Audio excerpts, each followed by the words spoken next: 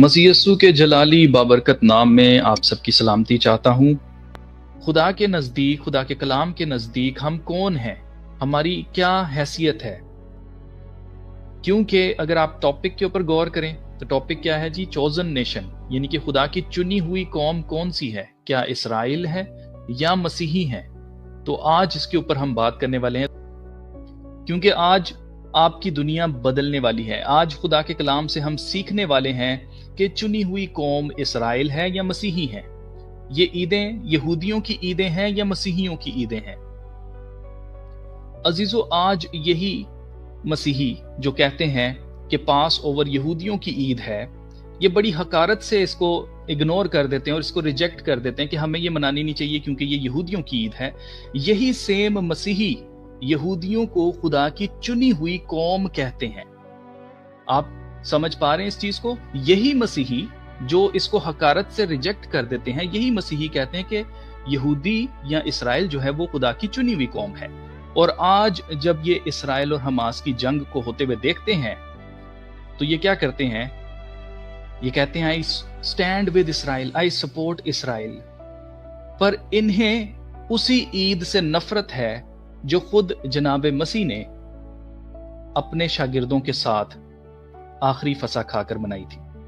इनको बड़ा आसान लगता है ये कहना कि हम नए अहदनामे में हैं और पास ओवर पुराने अहदनामे की ईद है।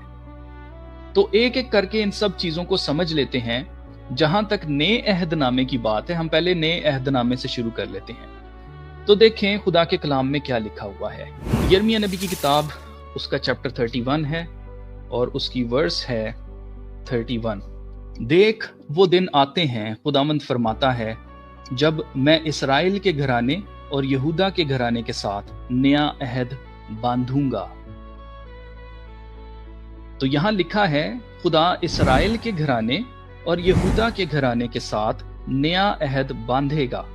यहां कहां पर लिखा हुआ है कि नया अहद गैर कौमों के साथ खुदा बांधेगा या मसीहियों के साथ बांधेगा या ऐसे लोगों के साथ बांधेगा जो लोग इसराइली नहीं है, इसराइल का घराना नहीं है या यहूदा के घराने में से नहीं है? ऐसा कहीं पर भी नहीं लिखा। यहां पर लिखा है कि खुदा किसके साथ नया अहद बांधेगा? House of Israel and with the house of Judah, यानी कि इसराइल के घराने और यहूदा के घराने के साथ बांधेगा। अब हमें समझना पड़ेगा कि इसराइल का घराना है कौन। अगर हम गौर करें तो जब यीशु मसीह ने ईद फसह पर नया अहदनामा बांधा तो उस वक्त यीशु मसीह खुद जो यहूदा के घराने से थे और उनके 12 शागिर्द जो इसराइल के घराने से थे, यानी कि वो इसराइल के कबीलों में से थे, वो यहूदियों में से थे, कुछ जो है इसराइलियों में से थे। आप नोट करें कि सिर्फ यीशु मसीह जो है वाहिद वहां पर यहूदा के घराने में से थे। यीशु मसीह यहूदा के घराने को वहां पर रिप्रेजेंट कर रहे हैं और बाकी जो 12 शागिर्द हैं वो किसको रिप्रेजेंट कर रहे हैं? इसराइल के घराने को। तो जब यीशु मसीह ने ये अहद बांधा, नया अहदनामा, तो यीशु मसीह ने कहा कि मेरे खून में ये नया अहद है। तो आप नोट करें कि उनके साथ नया अहद बांधते हुए यहां कहीं पर आपको यहूदा के घराने और इसराइल के घराने के अलावा कोई और कौम दिखाई दे रही है? कोई नहीं दिखाई दे रही। इवन कि यीशु मसीह ने अपने शागिर्दों से यह भी कहा था कि जब तक तुम्हें कुव्वत का लिबास ना मिल जाए यहूदिया से बाहर ही नहीं जाना। आप नोट कर रहे हैं? अब हकीकत में इसराइल का घराना है कौन? आए जरा खुदा के कलाम से देखते हैं। खुदा के कलाम में लिखा है, रोमियो की किताब चैप्टर 9 है, वर्स हम पढ़ेंगे 6 till 8। यहां लिखा है, लेकिन ये बात नहीं कि खुदा का कलाम बातिल हो गया, इसलिए कि जो इसराइल की औलाद हैं वो सब इसराइली नहीं और ना इब्राहिम की नस्ल होने के सबब से सब फर्जंद ठहरे, बल्कि ये लिखा है कि इसहाक ही से तेरी नस्ल कहलाएगी। यानी जिस्मानी फर्जंद खुदा के फर्जंद नहीं बल्कि वादा के फर्जंद नस्ल गिने जाते हैं। आपके सामने है पौलुस रसूल कहते हैं कि असली इसराइल वो नहीं है जो इसराइल यानी याकूब से पैदा हुए। तो फिर असली इसराइल है कौन? इस भेद को समझने के लिए हमें सीखना पड़ेगा कि बाप याकूब का नाम खुदा ने बदलकर इसराइल रखा क्यों था। आपको सबको ये स्टोरी याद है कि जब याकूब ने खुदा से कुश्ती लड़ी, जोर आजमाई की और वो गालिब आया। एक बार आप ये समझ गए कि वो सब जो इसराइल से पैदा हुए हैं वो सब इसराइल नहीं हैं, बल्कि कोई और है जो इनके साथ मिलकर खुदा के कलाम की पेशगोई को पूरा करता है, और वही हकीकी इसराइल गिना जाता है या इसराइल का घराना है।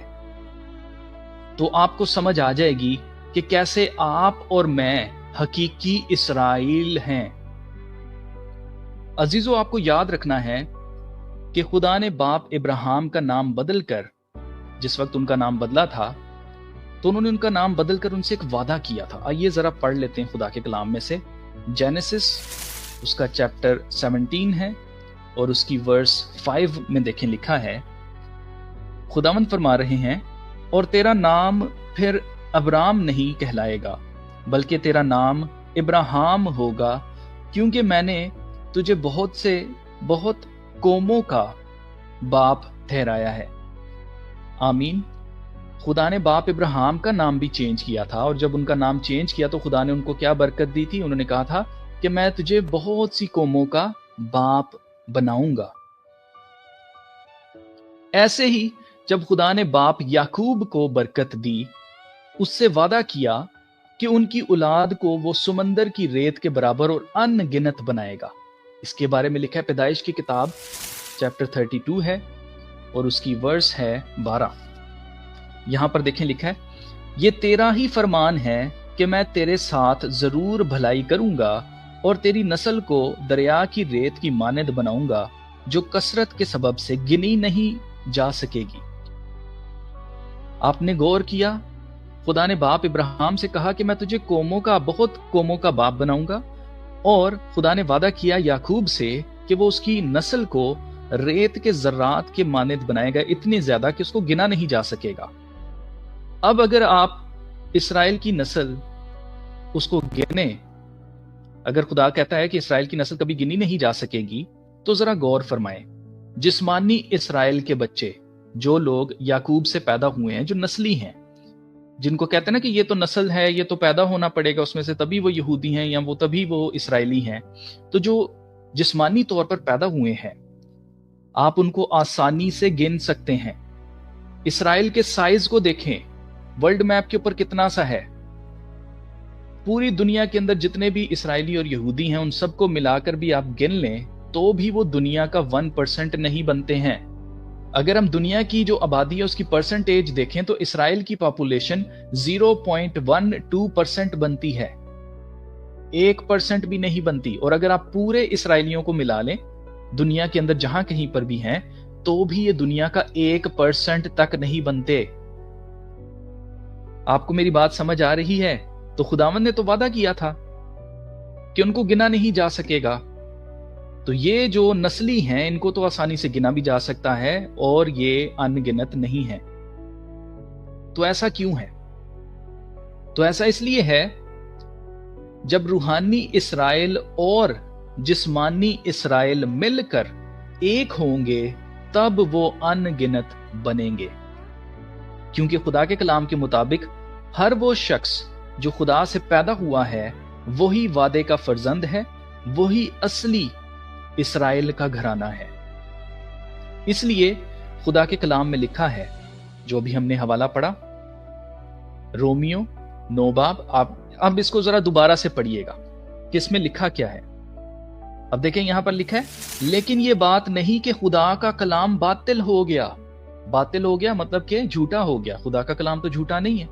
खुदा ने तो कलाम किया कि वो अनगिनत होंगे, तो फिर वो क्यों गिने जा सकते हैं आज?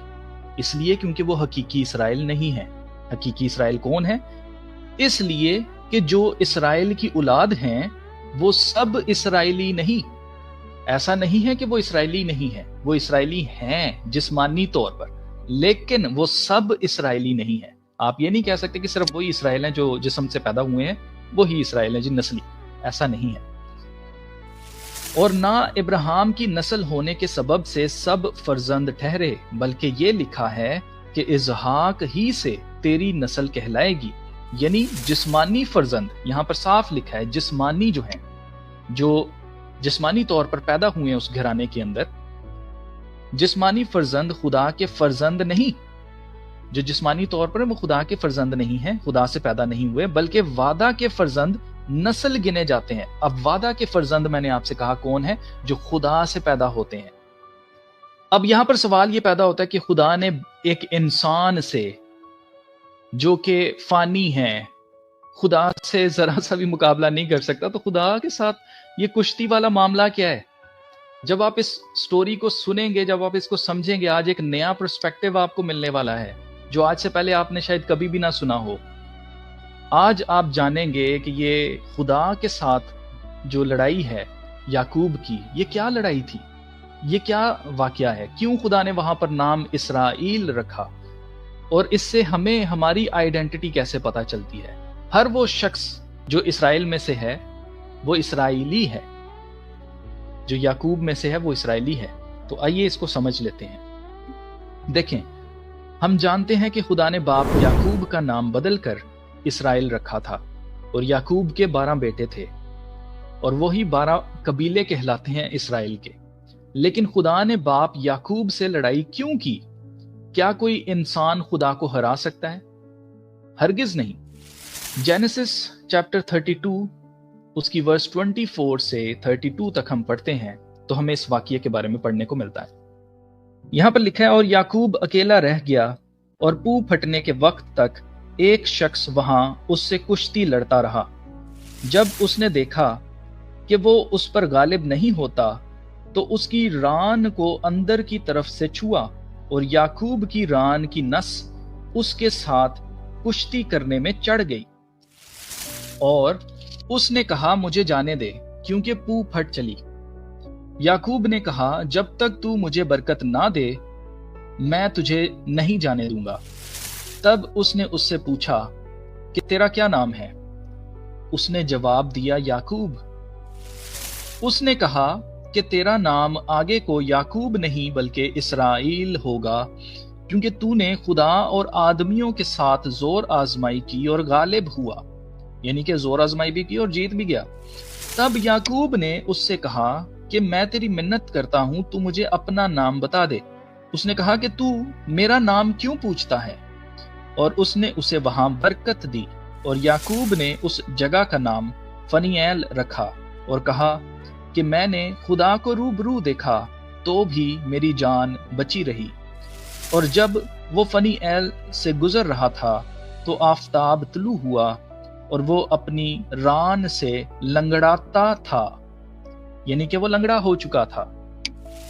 اسی سبب سے بنی اسرائیل اس نس کو جو ران میں اندر کی طرف ہے آج تک نہیں کھاتے، کیونکہ اس شخص نے یعقوب کی ران کی نس کو جو اندر کی طرف سے چڑھ گئی تھی چھو دیا تھا۔ اب 28ویں آیت میں ذرا آپ غور کریں، یہاں پر کیا لکھا ہے۔ 28ویں آیت میں لکھا ہے، اس نے کہا کہ تیرا نام آگے کو یعقوب نہیں بلکہ اسرائیل ہوگا، کیونکہ تو نے خدا اور آدمیوں کے ساتھ زور آزمائی کی اور غالب ہوا۔ اب ایسا لگتا ہے کہ جیسے خدا ایک انسان سے ہار گیا، لیکن ایسا نہیں ہے عزیزو۔ اگر آپ غور کریں تو باپ یعقوب شروع سے ہر چیز میں اپنی طاقت اور اپنے ذہن سے لڑتے ہوئے آئے۔ ان کی سٹرگل شروع ہی ماں کے پیٹ سے ہو جاتی ہے۔ خدا کے کلام میں لکھا ہوا ہے کہ جب بچے پیدا ہوئے، یہ ٹوینز تھے دونوں، باپ یعقوب اور عیساؤ جو ہیں یہ دونوں کے دونوں ٹوینز تھے، لیکن جب عیساؤ جو ہیں وہ جب ماں کے پیٹ سے باہر آتے ہیں تو ساتھ ہی یعقوب نے ان کی ایڑی کو پکڑا ہوتا ہے۔ اس ٹائم بھی یہ ان کو اس کے ساتھ سٹرگل کر رہا تھا کہ پہلے پہلوٹا میں ہوں۔ آپ نوٹ کر رہے ہیں، یہ سٹرگل یہاں پر رکتی نہیں ہے۔ پھر جب باپ اسحاق بوڑھے ہو جاتے ہیں، ان کو دکھائی نہیں دیتا ہے، تو اس وقت وہ اپنے باپ کو دھوکہ دیتے ہوئے ایک بھیڑ کی کھال یا بکرے کی کھال جو ہے وہ پہن کر، جانور کی کھال پہن کر جاتے ہیں، کیونکہ عیساؤ کے جسم پر بہت بال تھے اور باپ اسحاق نے ان کو بالوں سے ہی پہچاننا تھا۔ तो पहलोठे को उस वक्त दी जाती थी बरकत। तो पहलोटे का हक जो है वो भी पहले खरीद लिया था अपने जहन से, अपने भाई से, और फिर क्या किया, अपने बाप से बरकत लेने के लिए खाल पहनकर चले गए, धोखा दिया अपने बाप को और बरकत जबरदस्ती ले ली। फिर जब ईसाऊ अपने भाई याकूब को कत्ल करने का इरादा करता है, तो रिबका जो कि याकूब की मां थी, वो इन्हें अपने भाई लाबन के घर भेज देती है। यहां पर भी इनकी स्ट्रगल नहीं रुकती है। आप नोट करें कि लाबन जो इनका मामू था वो इनके साथ धोखा करता है और अपनी बड़ी बेटी के साथ इनकी शादी कर देता है, जबकि छोटी बेटी के साथ वो पसंद थी उसको, वो शादी करना उनके साथ चाहते थे, लेकिन मामू ने वहां पर क्या किया, धोखा किया। जैसे याकूब अपने घर अपने बाप को धोखा दे के आए थे, वैसे ही आगे मामू ने क्या किया, उनके साथ धोखा किया और अपनी बड़ी बेटी के साथ शादी कर दी। फिर 7 साल इनको मजीद स्ट्रगल करनी पड़ी, मजीद काम करना पड़ा, और उसके बाद इनको राहल भी मिल जाती है, दूसरी बेटी भी मिल जाती है। और फिर क्या होता है, यहां पर भी स्ट्रगल नहीं रुकती है। अपने मामू के साथ स्ट्रगल करते हैं और ये उसमें भी जीतते हैं, बहुत ज्यादा माल मुआशी ये हासिल करते हैं, अमीर हो जाते हैं। फिर जब वो वापस अपने घर जाने लगते हैं तो उसका भाई, हजरत याकूब का भाई जो था ईसाऊ, वो उन्हें मिलने आ रहा होता है। 20 साल के बाद वो भाई जो कि इसको कत्ल करना चाहता था, अब वो वापस आ रहा था इसको मिलने। तो याकूब बहुत ज्यादा डर जाते हैं, ये अपने जहन से उस सिचुएशन को हैंडल करने की कोशिश करते हैं। पहले अपने जो जितना भी माल मुआशी होता है उन सबको लेकर 2 गोल बना देते हैं, 2 ग्रुप्स में उनको डिवाइड करते हैं। एक ग्रुप को आगे भेजते हैं, एक ग्रुप पीछे रहता है जो कि यहूद होते हैं, ठीक है। फिर ये अपने कासिद भेजते हैं, वो कासिद वापस आकर ये पैगाम देते हैं कि तेरा भाई जो है वो 400 मर्दों के साथ तुझे मिलने आ रहा है, जिस पर मजीद हजरत याकूब डर जाते हैं, क्योंकि इनको पता है कि इनका भाई तो इनको कत्ल करना चाहता है। तो ये अपने जहन से और सिचुएशन क्या बनाते हैं कि जी 4 और डिवाइड करके नजराने जो है वो भेजते हैं, एक सबसे आगे रखा, फिर थोड़े थोड़े फासले पर, और इस तरह से रख कर, ताकि जो भाई है उसका गुस्सा जो है वो ठंडा होता जाए, वो नजरें जो हैं, जो नजराने हैं वो कबूल कर ले और इनको बख्श दे, इनकी जान को बख्श दे। क्यों इनको डर लग रहा था? इनको ये डर लग रहा था कि इन्होंने पहलोटे होने का हक छीन लिया उनसे, और वादे का फर्जंद ये नहीं बल्कि वादे का फर्जंद ईसाऊ को होना चाहिए था। इन्होंने धोखे से ये सब कुछ लिया था, तो अब इनको और इनकी बीवियों को और इनके बच्चों को, इनके माल मुआशियों समेत इनका भाई कत्ल करने के लिए आ रहा है। तो इतना ज्यादा इनको डर लगा, तो इन्होंने क्या किया, अपने जहन से उस सारी सिचुएशन को हैंडल करने की कोशिश की। इवन के रात को भी इन्होंने खुदा से दुआ की, लेकिन उसके बावजूद इनको आराम नहीं आया। इन्होंने क्या किया, इन्होंने अपने जहन से अपनी बीवियां और अपने बच्चे जो हैं वो नहर पार करवा दिए, वहां पर छुपा दिए, और खुद जो है वो अकेले वेट करने लगे कि अगर कोई आएगा मुझे मारने के लिए तो मैं उससे लड़ूंगा। और यही हुआ। वहां पर एक आदमी आता है, एक इंसान नुमा एक शख्स आता है, जिससे ये लड़ पड़ते हैं। इनको लगता है कि ये मुझे कत्ल करने आया है, आप समझ रहे हैं। जबकि वो जो आदमी था वो ये बताने के लिए आया था कि अपने मसलों से मत भाग, बल्कि उनको फेस कर, फेस योर प्रॉब्लम्स, उनसे मत भागो। लेकिन आप नोट करें कि वहां पर क्या हो जाती है, जोर आजमाई हो जाती है। और वहां पर जोर आजमाई में क्या होता है कि काफी देर ये चीज, इनकी स्ट्रगल आपस में चलती है, और उसके बाद जो वो शख्स है वो इनकी रान को, बेसिकली अगर आप इंग्लिश बाइबल में देखें तो ये जो रान है, ये जो रेसलिंग हुई है, बेसिकली जो इंसान की हिप बोन है, उसके लिए इंग्लिश में हिप बोन लिखा हुआ है, ठीक है। तो हिप की जो बोन है वो बहुत ज्यादा इंपॉर्टेंट होती है कुश्ती लड़ने में। यहां पर आप पढ़ सकते हैं, इंग्लिश में लिखा हुआ है, when the man saw that he could not overpower Jacob he struck the socket of Jacob's hip. यहां पर हिप लिखा हुआ है, ठीक है, and dislocated it as they wrestled, यानी कि उनकी जो हिप बोन थी, जो हड्डी थी, उसको डिसलोकेट कर दिया था उसने। अब यहां पर बाप याकूब को पता चल चुका था कि वो हार गए हैं, वो मजीद कुश्ती नहीं लड़ सकते हैं। तो उन्होंने क्या किया, उनको पता चल गया था कि ये कोई इलाह ज़्यादा है, ये कोई खुदा है, ये इंसान नहीं है जिसको मैं ओवर पावर नहीं कर सका। तो फिर क्या होता है कि हजरत याकूब जो है उससे लिपट जाते हैं, जैसे टांगों में पाड़ नहीं जाना होता, उनको जाने नहीं दे रहे थे। तो इसलिए वो जब जान लेते हैं कि ये तो खुदा है, तो वो उनसे कहते हैं जब तक तू मुझे बरकत नहीं देगा मैं तुझे जाने नहीं दूंगा।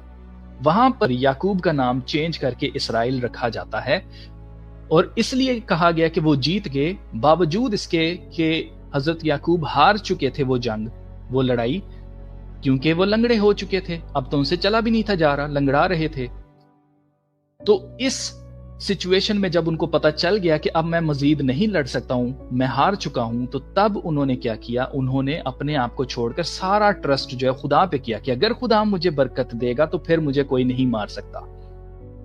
तो ये सारी स्टोरी हमें ये बताती है। और जो इसराइल वर्ड है, ये जो ये नाम है, इसका मतलब क्या है? इसका मतलब ये है कि खुदा लड़ता है, यानी कि खुदा जिन के लिए लड़ता है वो इसराइल है।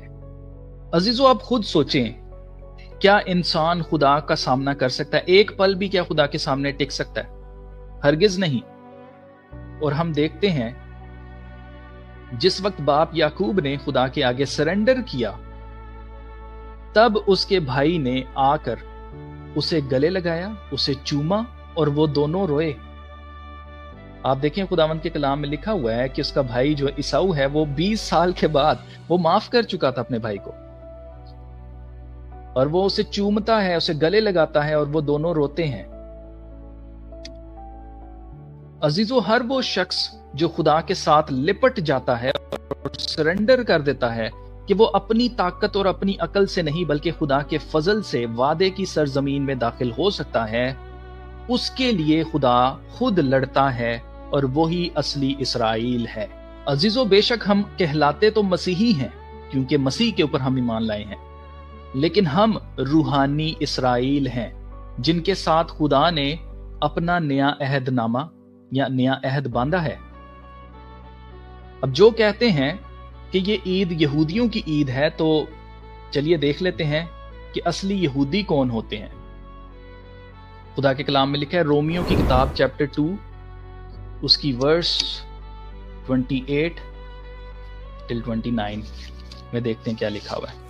क्योंकि वो यहूदी नहीं, पहले ही पौलुस रसूल शुरू में क्या कह रहे हैं, वो यहूदी नहीं जो जाहिर का है, यानी कि जो जिस्मानी है वो यहूदी नहीं है, यानी कि जो जिस्म से पैदा हुआ है यहूदी नहीं है, और ना वो खतना है जो जाहिरी है और जिस्मानी है, बल्कि यहूदी वही है जो बातन में है, और खतना वही है जो दिल का और रूहानी है, ना कि लफ्जी।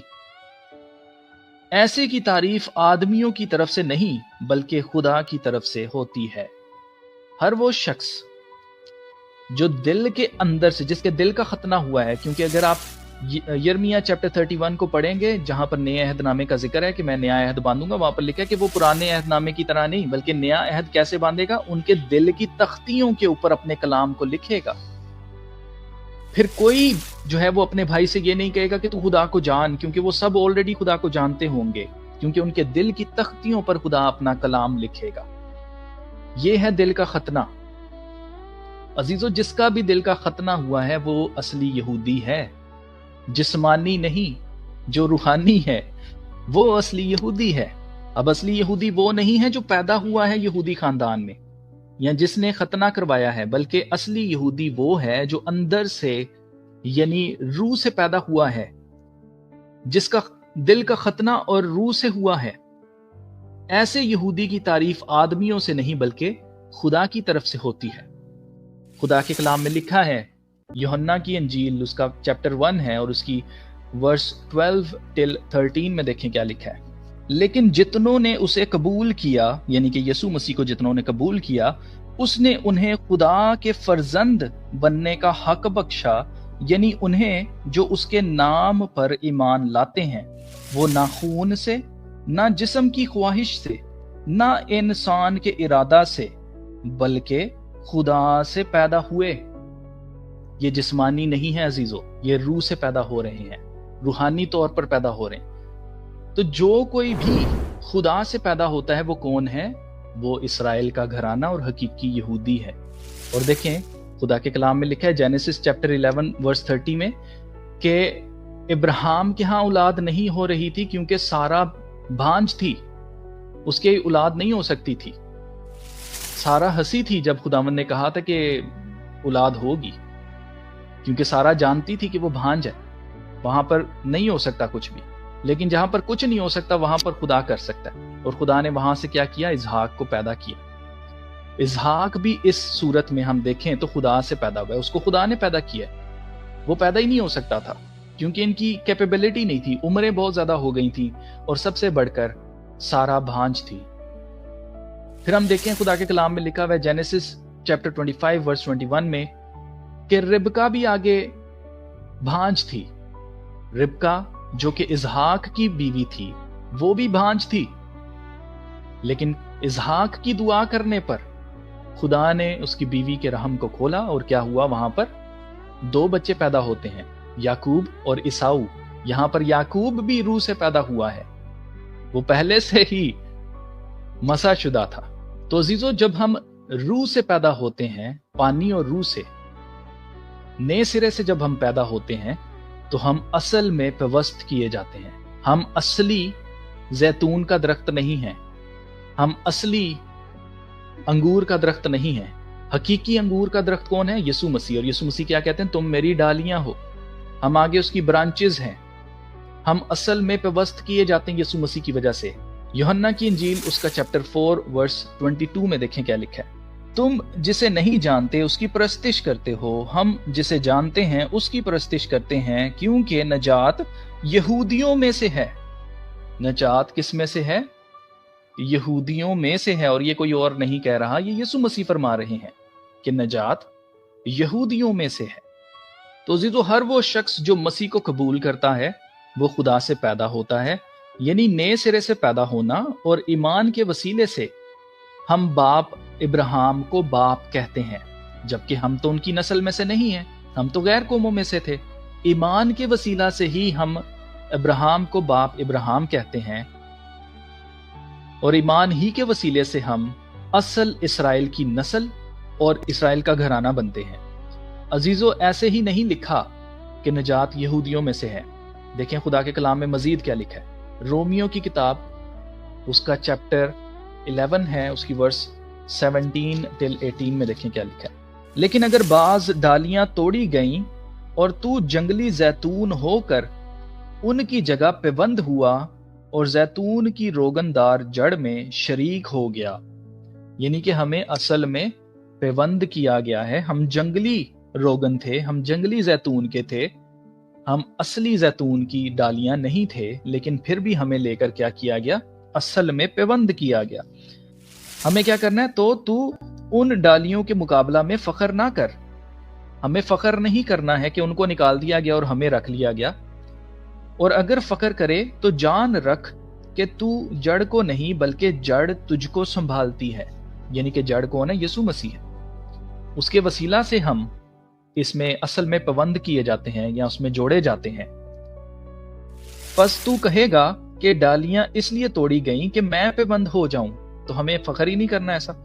अच्छा, वो तो बेईमानी के सबब से तोड़ी गईं और तू ईमान के सबब से कायम है। बस मगरूर ना हो बल्कि खौफ कर, क्योंकि जब खुदा ने असली डालियों को ना छोड़ा तो तुझको भी ना छोड़ेगा। आमीन। यानी कि हमारा फख्र करना जरूरी नहीं है, हमने इसके ऊपर फख्र नहीं करने शुरू कर देना कि ओ जी हम इसराइली हैं या हम यहूदी हैं। हमें खुदा के खौफ में रहते हुए अपनी पहचान करनी है। और खास तौर से जो इसका इनकार करते हैं, मैं उसके लिए आपको ये सब कुछ बता रहा हूं कि खुदा के कलाम के मुताबिक हमारी हैसियत है क्या, हम हैं कौन है। अब जहां तक बात आती है वे चुनी हुई कौम की, तो देखें खुदा के कलाम में लिखा है, यीशु मसीह ने फरमाया कि तुमने मुझे नहीं बल्कि मैंने तुम्हें चुन लिया। तो चुने हुए कौन हैं? जिनको यीशु मसीह ने चुना। आमीन।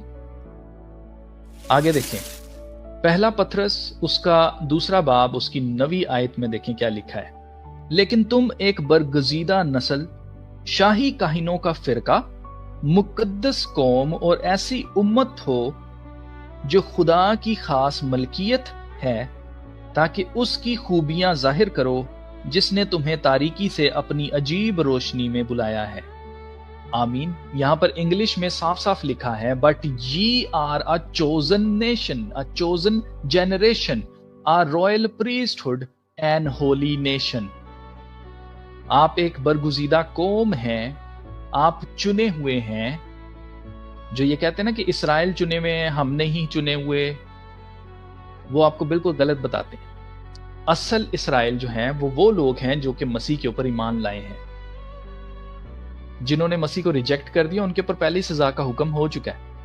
अब आपको पता चल गया है कि आप रूहानी इसराइल और रूहानी यहूदी हैं, और हाँ, खुदा की चुनी हुई कौम इसराइल ही हैं, लेकिन जिस्मानी इसराइल सिर्फ 1,44,000 बचाए जाएंगे, जिनका जिक्र हमें रेवलेशन चैप्टर 7 वर्स 4 में पढ़ने को मिलता है कि सिर्फ 1,44,000 के माथों पर मोहर की गई, जिनको बचाया जाएगा।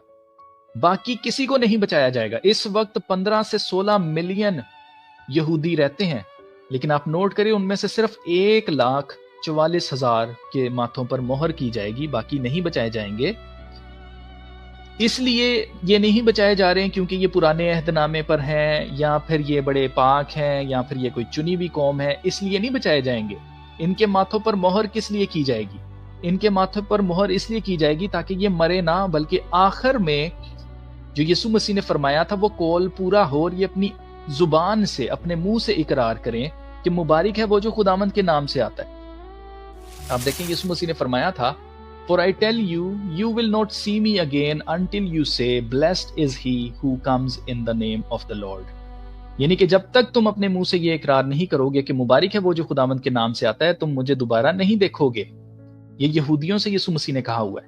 तो ये यहूदी एंड तक जो रहेंगे 1,44,000, ये अपने मुंह से इकरार करेंगे कि यीशु मसीह ही मसाया है, वही मुबारक है जो खुदावंद के नाम से आता है। फिर यीशु मसीह वापस आएंगे क्योंकि वो यीशु मसीह को कबूल कर लेंगे उस वक्त तक।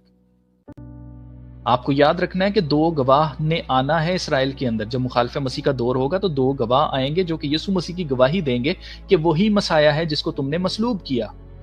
उस वक्त वो उनका मजाक उड़ाएंगे, लेकिन जब आखिरी 3.5 साल के अंदर मुखालिफ मसीह अपनी असलियत के ऊपर आ जाएगा, तब यहूदियों को वो कत्ल करेगा। तो यहूदी भागेंगे, छुपेंगे, उनमें से 1,44,000 बचाए जाएंगे, और उनके माथों पर मोहर इसलिए की जाएगी ताकि उनको कोई जरर ना पहुंचे, और वो आखिर में अपने मुंह से इकरार करें कि मुबारक है वो जो खुदावंद के नाम से आता है।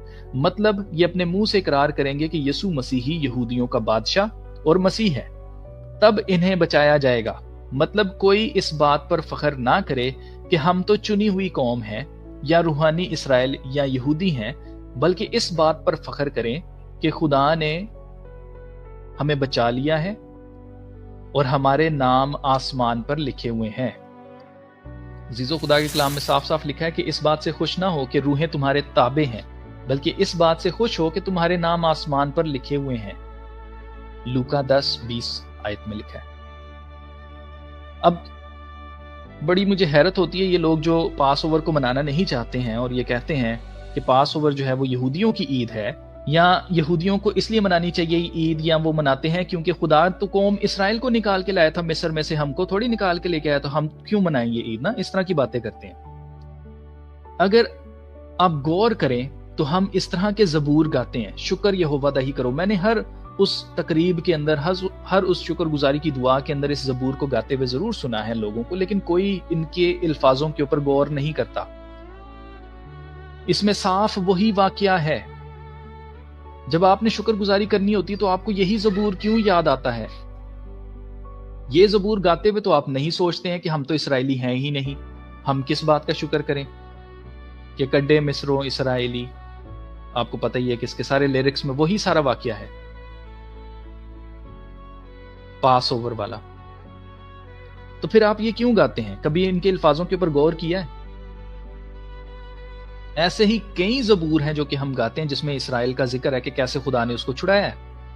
अब इसके लिए भी कुछ लोगों के पास जवाब होता है, आपको पता है। इसके लिए भी कुछ लोग कहेंगे कि ज़बूर तो खुदा की कुदरत को शो करते हैं इसलिए हम उसको गाते हैं। तो जब ये आप ये ज़बूर खुदा की कुदरत को शो करने के लिए गाते हैं, तो क्या उसकी कुदरत का इजहार करने के लिए आप पास ओवर या फसा की ईद नहीं मना सकते?